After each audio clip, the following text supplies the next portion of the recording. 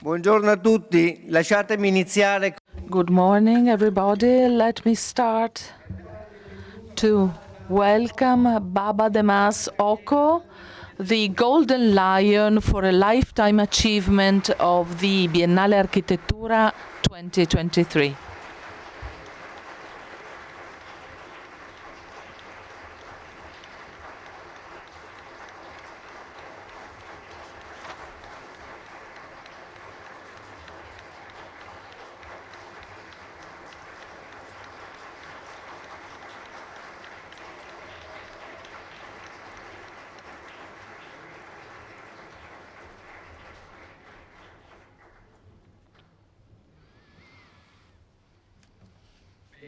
Well, here we are, 18th International Architecture Exhibition curated by Lesley Lokko. I start by thanking those who have helped us to organize this exhibition.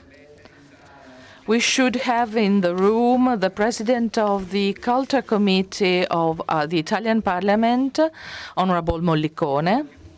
We have received a letter with greetings and good luck by the President of the Regional Authority, Luca Zaia. We have Councillor Pea representing herself and representing the municipality of Venice and its mayor, Luigi Brugnaro. Tomorrow we will have the Minister of Culture of the Italian government, San Giuliano. I thank the Ministry of Culture, the institutions that support La Biennale di Venezia, the City of Venice, the Regional Authority of Venice, the Superintendency to Landscape, Fine Arts and the Lagoon of Venice, the Navy. Since 2014, the La Biennale di Venezia is organized thanks to the support of Rolex. For more than half a century, Rolex has been supporting the most talented artists and the major cultural institutions. Through its initiative, its Perpetual Arts Initiative, the brand confirms its long-term commitment to global culture and supports artistic excellence and the transmission of knowledge to future generations. In particular, this year, Rolex is supporting Carnival project decided for by Lesley Lokko. In the Rolex Pavilion in the Giardini, many exhibitions have been organized, exhibiting artists chosen by them. We want to thank Bloomberg Philanthropies, Bloomberg's Connect, Vela, Venezia Unica, the other donors and international institutions who have supported the Architecture Biennale 2023. My special gratitude goes to Lesley Lokko. We want to thank the participating countries and the new national participations. And finally, I want to thank the professional team of La Biennale di Venezia that has made a great effort to realize this exhibition. Welcome to you all.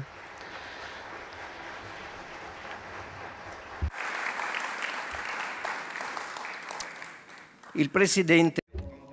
The wonderful task of the President also means a great responsibility to appoint the curator to propose to the board of directors. In the case of Lesley Lokko, we had many signals.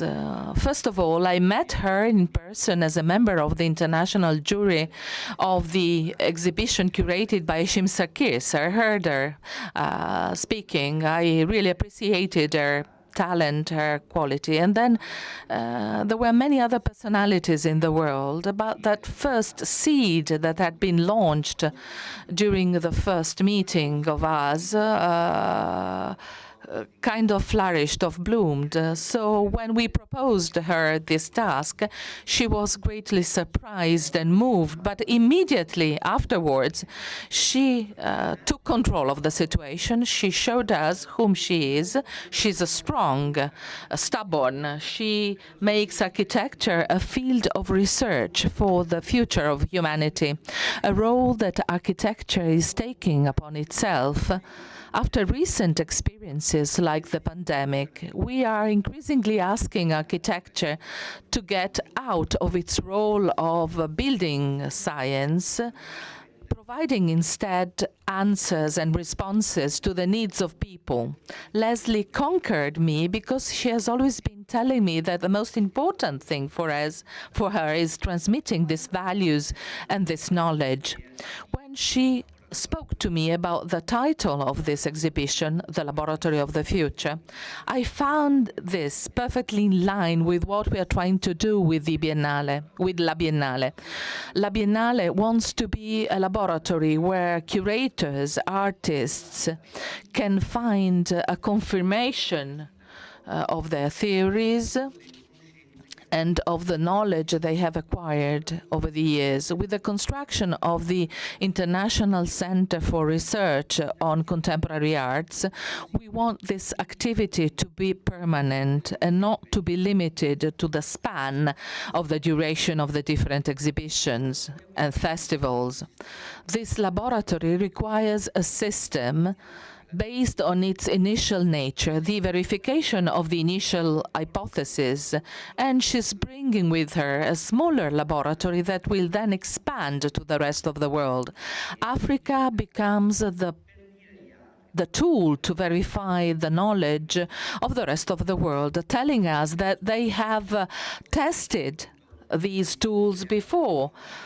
She tells us perhaps we couldn't face crises and difficulties without these tools. We couldn't work together today. For a long time, some voices were not invited at the major discussion table. So this great chance, becoming herself the inviting personality to the discussion table, is even more interesting. This exhibition speaks for itself. Somebody might ask, where are the buildings? Where is architecture? How will the houses of the future be? I think that not only do we have examples in this exhibition, but I think it is more important to explain what the buildings should be used for. This exhibition is also a party that has been disturbed by the fact that some members of Lesley teams cannot be here with us today to celebrate this inauguration because they haven't been given the necessary visa, following some rules that are outdated from my point of view, that do not reflect the strict collaboration between the Western, Northern world and Africa. I think this is a real contradiction. This is a contradiction against what we usually say, and I'm really sorry about this. Lesley, I give you the floor.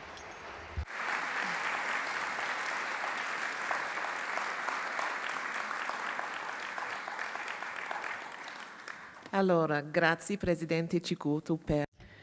Thank you, President Cicutto, for your introduction. Welcome to all, and thank you all for being here. It's funny, but with every press conference, I seem to speak less and less Italian. Speak less and less. That was not the plan. Thank you, President Cicutto, for your welcome and for the very special home that you have afforded our ideas, not just today, but all through the days and months of this exhibition's journey. I'd also like to thank the journalists and press who have followed the story of this exhibition from the very beginning up until now. Lots of people had lots to say about the intensity of the press component, but not very much about its content. Almost without exception, the interviews have been thoughtful, insightful, and often surprising. The past 15 months have been an extraordinary journey.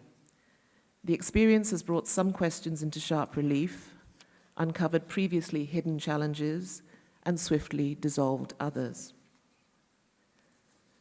There are three sets of people to whom everything is owed: participants, teams, and donors. They have formed an interlocking triangle to support and sustain this entire project from start to finish. Firstly, I would like to thank Professor Hugh Campbell of University College Dublin who wrote to me as soon as the appointment was announced to say, and I quote, "If you don't mind me making an observation and a suggestion, the observation is simply that you cannot do this without a team." He was absolutely right, of course. In December 2021, the African Futures Institute was 4 months old and consisted of me, a cleaner, and a driver. In March last year, we grew to 6 people with a team of 4 based largely in Dublin, and now to 3 teams of 18 people spread around the world. To my team of curatorial assistants, to whom all the accolades are due, I am beyond grateful for the energy and ambition you brought to this exhibition, for the creative risks that you have taken, but above all for your determination to do right by every single participant. The job of a curatorial assistant takes place in the background, behind the scenes, but it is the essential lifeblood of the exhibition, the intellectual and physical labor on which the entire edifice depends. The research team who painstakingly unearthed the talent, the young talent, whose work threads throughout the exhibition were the genesis for the cross-generational conversations between practitioners that underpins so much of this exhibition. They are all here this week to see their ideas made manifest and to share in what has already become a collective outpouring of pride and joy. The Biennale team, too vast to call a team, but a small army of teams, have worked alongside us for nearly 2 years, forming and cementing relationships that I hope will last a lifetime. They have been the first and last pieces in a complex chain, which again is invisible, but without which nothing would go up, stand up, take shape or form. The donors who have sustained my teams and so many of the participants, Rolex, Ford, Mellon, Bloomberg, placed their trust and their money in an idea, nothing more, which is now in the world because of it. But not all teams are equal. To the team based in Accra who were denied visas to attend an exhibition to which they have contributed their time, ideas, work, and labor, for almost the first time in my life, words fail me. The rejection document from the Italian embassy in Accra states, "There are reasonable doubts as to your intention to leave the territory of the member state before the expiry of your visa." No explanation has been given as to what the doubts were, reasonable or otherwise. In a press release in response to journalists seeking clarification on the issue, the Italian ambassador to Ghana wrote, "Our embassy is deeply committed to promote collaboration with Ghana in all sectors, including in the cultural field, and we spare no efforts to facilitate the participation of Ghanaian artists to important art exhibitions or events scheduled in Italy, where we are at the forefront of policies to promote African cultural heritage, both tangible and intangible. This is not the forefront of policy. This is its ugly rear." Much will be said about the story of these 3 young Ghanaian men, much of it in the heat of the moment with a microphone or a camera lens recording the myriad emotions it evokes. Throughout this exhibition, I have included the words and images of those who've walked the path to get here beside all of us today.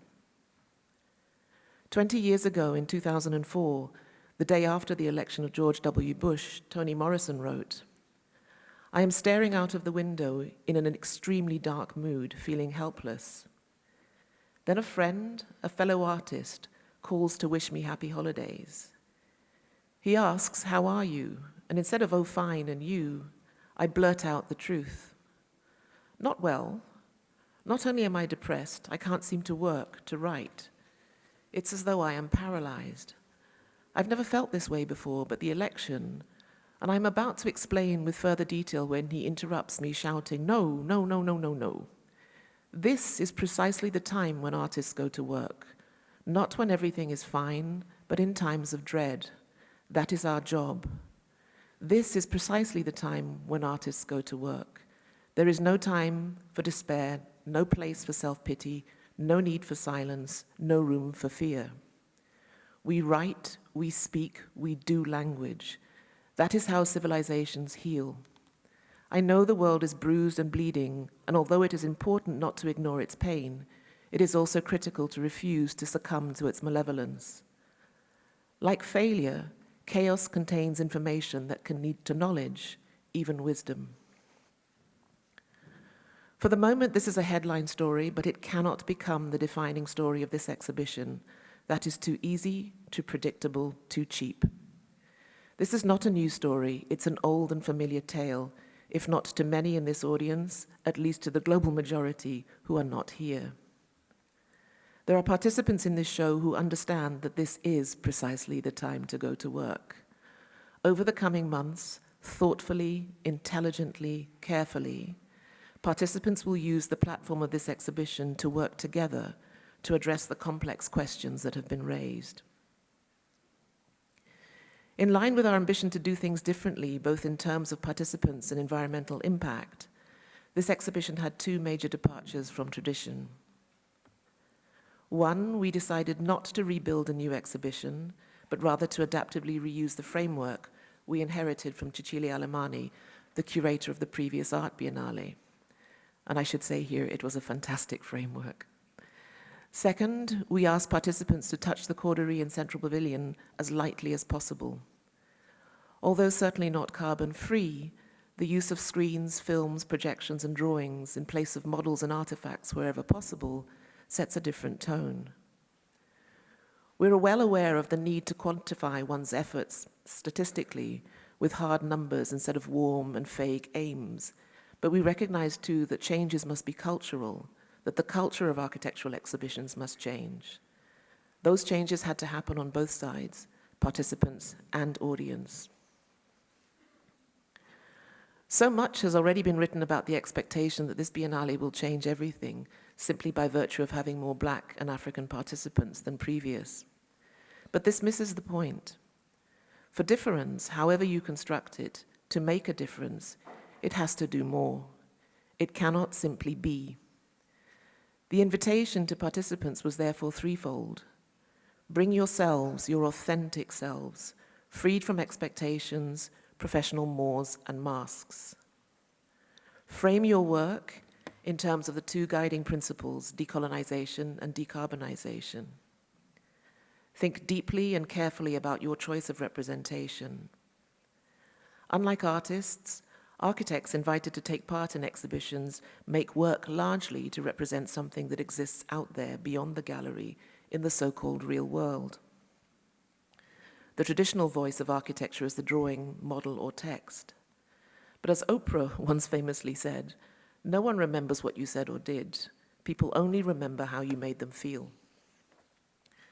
This time we asked participants to think about representation differently, to make work appropriately, not just in terms of the traditions, but more importantly in terms of how they wished the audience to feel. The exhibition aims to be experiential as well as informative, to produce a backdrop for participants' work that does not overwhelm or compete, but supports the work in every way possible, generously, conscientiously, ethically. In the past couple of days, I've heard many responses to the exhibition, but one in particular stands out. A journalist remarked, "It seems to stop short of architecture." Whilst I appreciate and understand the comment, for me the opposite is true. It is our conventional understanding of architecture that stops short. I have said it over and over again since this extraordinary project began. The intention is not to replace, but to augment, to expand, not to contract, to add, not subtract. And now I would like to end this short press conference with something I wrote to the team just after my appointment 15 months ago. Dear team, there are many ways to start a creative project. Sometimes it begins with an idea, a kernel of truth that the author or curator hatches in the wee hours of the morning when the rest of the world is asleep and the mind wanders fluidly, easily. The idea grows, acquiring depth and weight until it is formed enough to be shared. At other times, an idea or concept appears fully formed, usually born out of the conversations that preceded it. Occasionally, however, it is not ignited by a single spark, but is rather the crystallization of many ideas whose provenance can be traced back over years, sometimes decades. This letter is addressed to the team of disparate and dispersed people who make up the African Futures Institute and the Biennale project. It is akin to a manifesto, but written in a different key. Think of it as a love letter, a passionate description of the task that lies ahead. It is both personal and public. It is for you, but it is also about and of you. It was written in one place, in one go, but I have been writing this all my life. Thank you.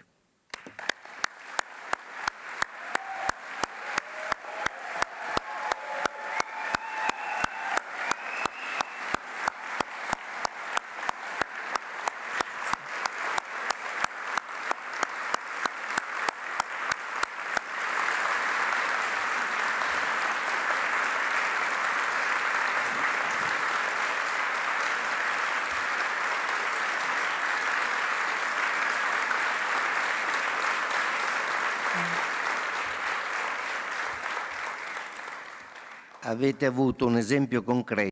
You have had a clear example of how simply listening to Lesley, whose voice is so seducing, you cannot avoid listening to her. And as she also says intelligent things, you have to follow her. I would open the Q&A. If there are journalists who want to ask something, please introduce yourself, say your name and the newspaper, the magazine you're writing for, and ask your question.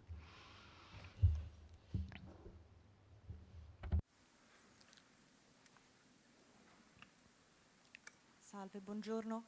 Good morning, can you hear me? Lara Crinola, La Repubblica. I would like to ask Mrs. Lokko whether in the past it had ever happened to you something similar to what has happened with your collaborators who were not able to reach you here from Ghana, or is it the first time you experienced something of this type? That is part of your team is rejected and cannot reach the place and the exhibition they have been working for? Well, this is the first time I've done an exhibition of this nature, but this is certainly not the first time something like this has happened. It has happened to my family, it has happened to my friends, it has happened to collaborators. I think everybody in the Global South understands this story only too well.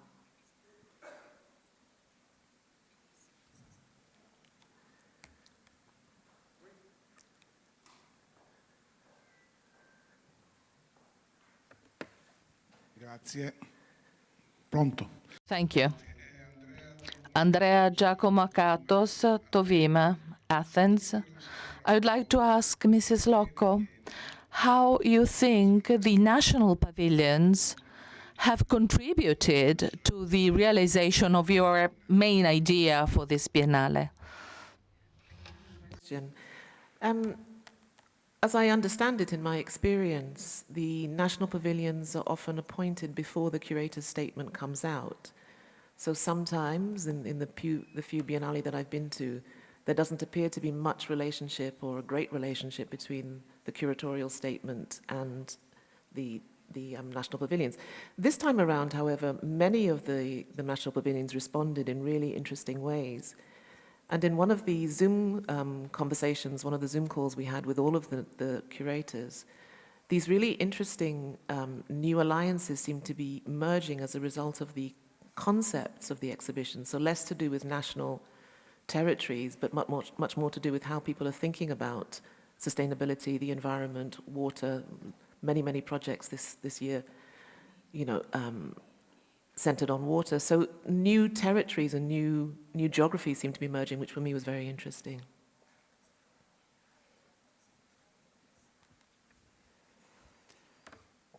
Hello, John Ennis from the National in Scotland. Congratulations to Lesley Lokko and the team. An extraordinary experience yesterday, full of warmth and hope. I have a cheeky question. From the epic of David Adjaye to the intimate of the Nairobi team under Kabaje Karanja, an extraordinary array of voices and a series of dialogues. Can I ask the curator for her favourite? It's like asking a mother, which is your favourite child. Actually, I mean, it's not a facetious answer. The sum of the total for me has been more than the individual pieces. And what I've come away with has been the very rich, deep conversation between all participants. I wasn't joking when I said that the cross-generational nature of much of this exhibition was for me one of the most exciting things. To see the kind of grand old dames and sirs in dialogue with people who have just come out of college was a particular joy. Yeah, thank you. Buongiorno, sono Michele Cerruti. Michele Cerruti, Boot, Venezia News. My question is somewhat theoretical, but facing the recent events and the way in which yourself have interpreted and built the laboratory of the future, which is the political and biopolitical role of an exhibition like this in 2023? I think exhibitions are amazing spaces, not just for participants and audience, but also for participants and participants. I think they have an incredible power to put ideas out into the world that gain legitimacy and value from the fact of being in an exhibition. There were many, many questions in this Biennale about the role of these large-scale exhibitions in a time like this. But I go back to the words of Morrison, that exhibitions they're part and parcel of the medium that we use when we go to work. I think the balance between cost and impact and resources and resonance is something that must always be carefully calibrated. But this is an experience that has shaped not only me towards the end of my career, which is quite an amazing thing, but I suspect particularly for many of the young people who took part. So the question has been asked over and over again, was it worth it? I would say resolutely yes. My name is Marquis Stoll from Deem Journal. Thank you so much. I wanted to have a quick question about the theme and how you see the causation between the colonization and decarbonization and how you were expressing that through the work. The black body, the African body, was Europe's first unit of energy, the first unit of labor. So I think for many Africans and people in the diaspora, that relationship between decolonization, the exploitation of resources, which includes human resources, as well as environmental, is both physical and tangible and corporeal. It is in the body. So it was with that in mind that I approached these two topics to understand not just each as a process, but the interconnection, which is often hidden between them.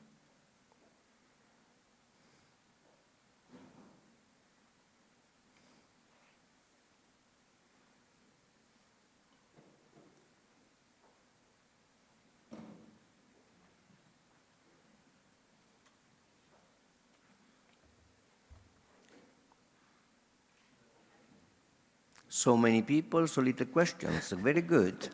Vuol dire che That means that what Lesley told us was absolutely clear. Now we have a question indeed in the audience.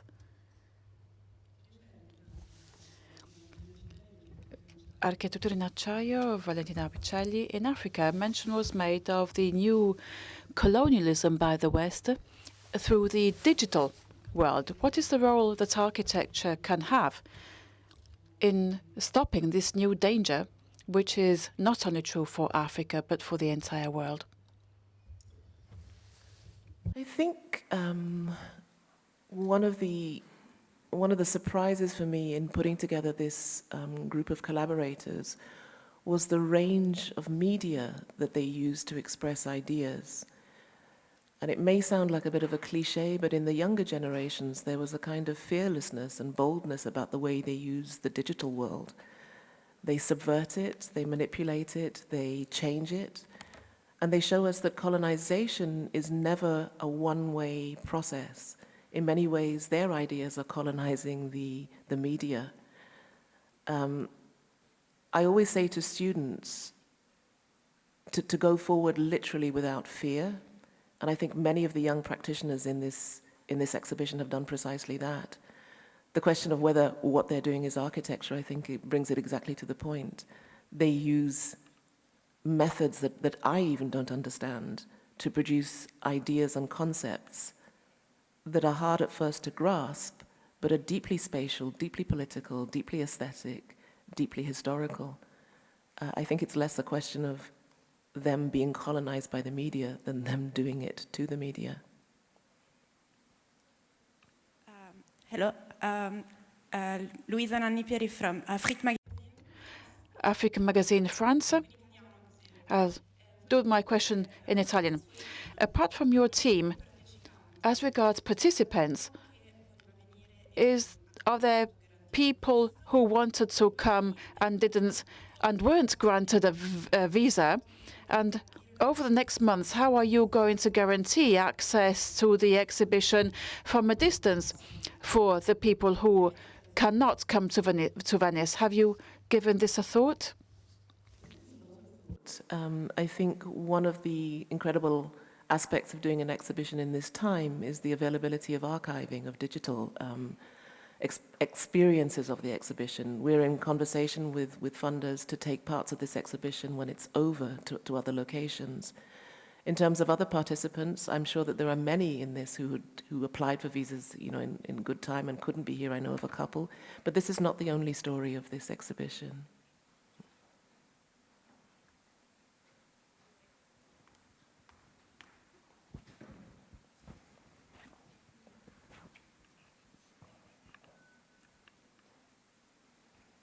Buongiorno a tutti, mi chiamo Milena Chessa, lavoro a Parigi.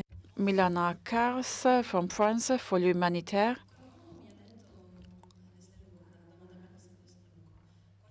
This is a question for Mrs. Lokko.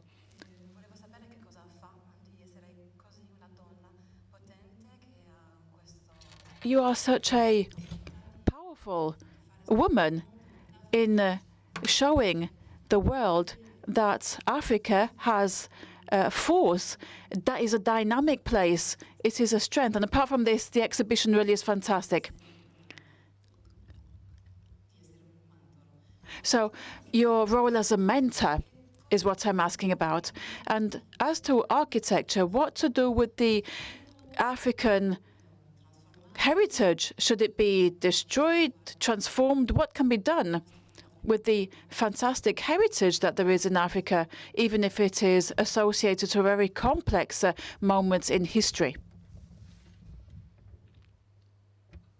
It's an interesting question. I think the relationship between culture and tradition is often badly understood, certainly in my part of the world, that when we talk about culture, we often think of tradition. But culture is a dynamic force. Its ability is to translate the past into the present and to project into the future. I think there are many participants in this exhibition who are doing exactly that, who are going back into history to find ways of seeing, ways of making, attitudes towards materials, attitudes towards waste, repurposing, reusing. You will find all of that work here. In a continent which is the youngest in the world, I mean, the average age in Africa is 20. It's half of Europe and 10 years younger than Asia.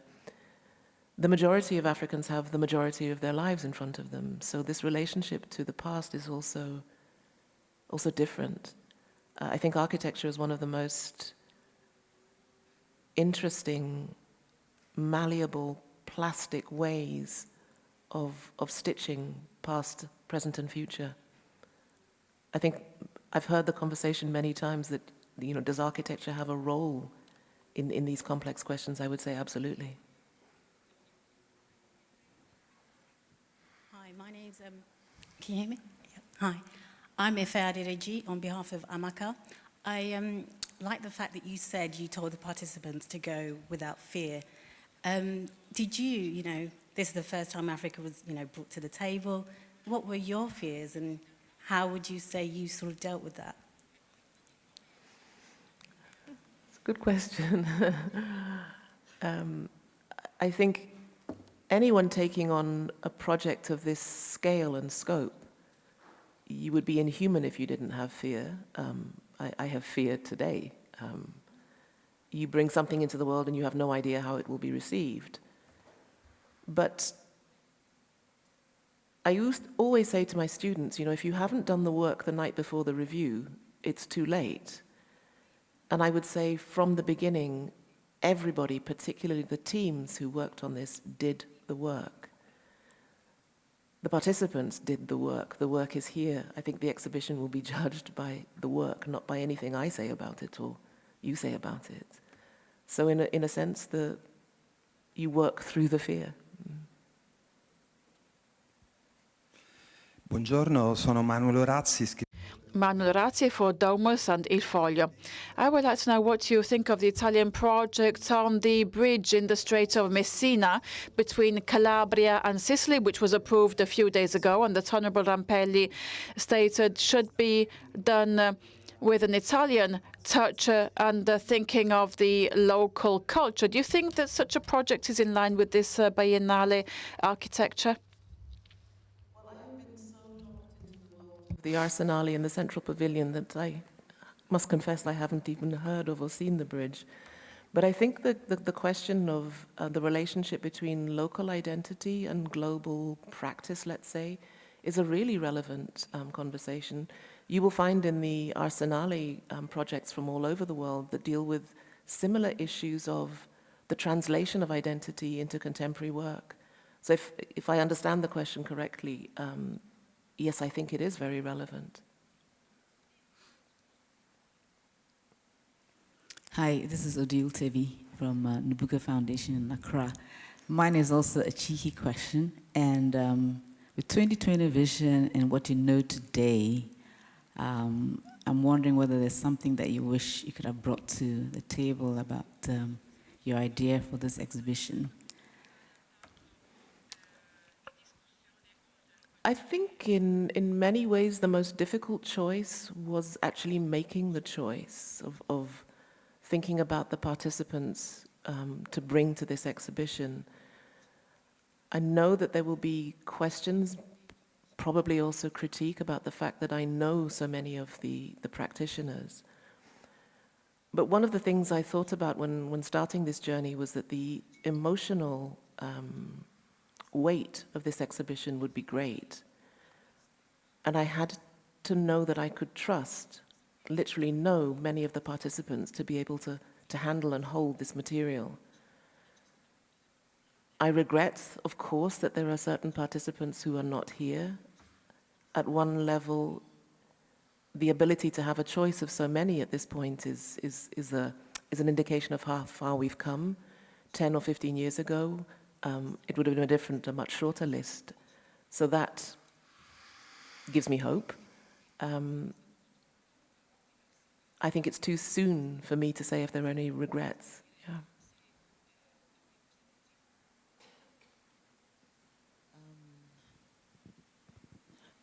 Hello, everyone. My name is Bofu Ubodaga. I'm an architect, the New Culture Designs. Congratulations, Lesley. Your success in this is a success not just for you, but for Africa as a whole and also for the whole world. Okay, should I put as a question here, I guess, is I've always seen, events like this, which are like grand and good, and the success of it, for me, I believe, doesn't end here, as in this is the beginning, actually, of what we're trying to, portray. Like a couple of years ago, we were at the centenary, the Bauhaus centenary as well, and that was the sort of thing I was expecting. So what I just want to ask is, what do you see? What's your own plan or vision, or how do you see this impacting tomorrow, and not just ending here as a beautiful, successful event? It's a great question. I think all events are beginnings in some way. I came into this Biennale with an institute already formed, which many of the ideas that are at the heart of this Biennale are also at the heart of the institute. The platform that something like this offers is unique. More fool me and all of us who are working at the institute if we don't take advantage of that platform. But I really do think that this is the beginning of something special, but also something that's been going on for a very long time. I think maybe for people in the audience here, it's the first time one has seen Africa in this light, but we've been doing this for a long time. Yeah. Posso aggiungere una brevissima? May I add just one piece of information in reference to this question? What we are trying to do here in the Biennale is to avoid losing any of the content brought by the curators and to establish a virtuous circle available to all those who want to go deeper into each of these contents. Lesley has accepted, however, another challenge that goes towards the future, which is to invent and make a college for architecture. For the very first time, it was opened also for figurative arts last year, and for very long years has been a point of excellence in cinema, in dance, in music and theatre. For all the other arts, it's not complex to understand what the results are. They are artistic productions in architecture. Of course, the result was not to build a new edifice or a building inspired by sustainability, but as said at the beginning, the aim was to invent, to experiment a new means for driving the values and the duty of architecture. So it will be very interesting to see what will emerge from the work where 50 youngsters from all over the world with Lesley and other institutions will come together and discuss. In October, a documentary will document all of this and will be presented under the Carnival section. Hello? Yep. Valorant Bazin from the Oxford Review of Books. Maybe a question for you, Lesley Lokko. It seems quite fitting to have an exhibition in Venice, which was both the turntable of colonialism, but also has been fighting to stay afloat, you know, for the past and will do so in the future. How do you kind of situate the theme in Venice particularly, and how fitting do you find Venice to be? It's interesting, so many of the participants to this exhibition are what I would call hybrids, people who work in between categories, and for many, many different reasons. Venice is an incredibly hybrid city. It sort of sits between land and sea. It sits between past and present. It has a kind of fluidity that I think responded very well to the concepts behind the exhibition. It's been an extraordinary place to try to show something of a world that is embedded in this history but is not often seen. If one thinks about the graphic identity that was developed for this exhibition that you see behind me, you know, the Lion of Venice is embedded deeply into the aesthetic. So for us, it's been about trying to show not just the connections between here and there, but to show how the connections are codependent, that one exists because of the other. It's been an extraordinary place to try and do this. Hello. Gökhan Karakuş from GAD Istanbul and Penn Weitzman. So Lesley, you're an architectural educator, and within the scope of the Laboratory of the Future, we have also an educational component. Can you speak a little bit about what you would expect in schools of architecture as a kind of new methodologies that you're proposing moving forward in architectural education, specifically in more advanced architectural education? What would you suggest, and what would you see both in the college context that we're working on and some strategies that we all can implement? This is not a facetious response, but I have kind of given up trying to suggest what schools of architecture should do. It's a very, very complex question that is deeply rooted in the traditions, the histories, the approaches of specific places. I'm very inspired by maybe more renegade schools that have sprung up over the past 100 years that often don't exist for very long, but are the catalyst for thinking about change that is then disseminated and dispersed through I guess, more traditional routes. My frustrations with architectural education are well known, partly because I felt it has always been too rigid in many different contexts, to allow for really new knowledge to emerge, which is what I think is happening here. This is about the birth of a new kind of way of understanding architecture. All I can hope for is that more renegades will spring up.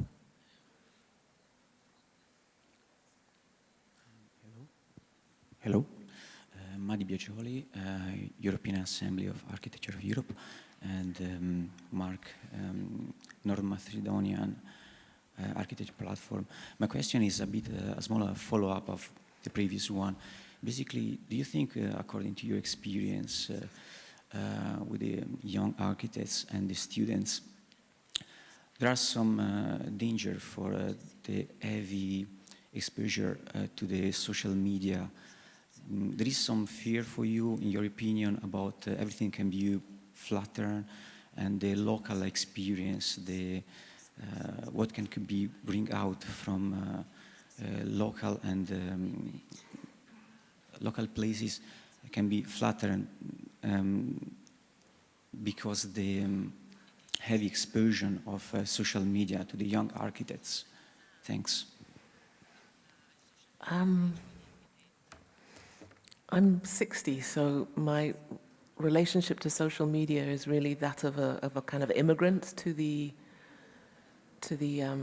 field, certainly not native to it. I think the best schools and the best students do the same today that they did 100 years ago, which is to teach students to think critically and carefully and intelligently about a whole range of things, including media. I think social media is another form of media. Whether students are being flattened by it, I have to say honestly, I don't know. It's been 4 years since I've been in direct contact with students. Yeah, I couldn't say. Hi, Lesley. My name is Amelie Klein from Wiener Zeitung in Austria. You said before that inviting practitioners from Africa and the Global South is an addition. And I do agree, it's like a cake. You can add lovely layers of cream and delightfulness. Yet, in architecture, we are facing limitations. There's a limitation of space, there's a limitation of power, there's a limitation of funding. What do you make of this contradiction? And you've said yourself in another interview that if you want to share power, you have to give up power. Those who have it have to give up some of it. And I find it quite interesting because there's a contradiction in there. Mm-hmm. My father always used to say to me, especially when I was first going to Europe to study, he said, in order to get power, you have to ask for it. You have to fight for it. No one will give it to you. And you do that largely through the conviction of your work. I would hate, after all of the work that's gone into this exhibition, for the projects here to be seen as layers on a cake. I think it's fundamentally the wrong way to think about this knowledge. It is not an addition, it is not a topping, it is not decoration. To take this work really seriously means to take it at its foundation, that it adds to the foundation of knowledge. It is not, it's not surface.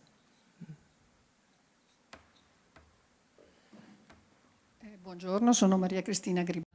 Maria Cristina Gribaldi, the president of the Venice Museums Foundation. As a foundation, we represent the past, but more and more, and I thank President Cicutto for choosing you for this exhibition, because it is very important to send this message to the new generations. The past and those who take care of culture must have this strong link, a local link included in a global vision. This is something we owe to our sons and daughters to the new generations. And what I've seen this morning is certainly going into this direction. Thank you for this.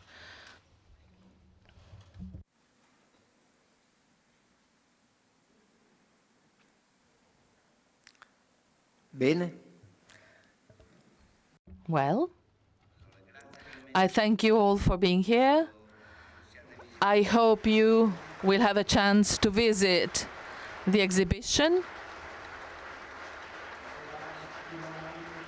and hope you will find it as stimulating as it was for us in doing it, in organizing it.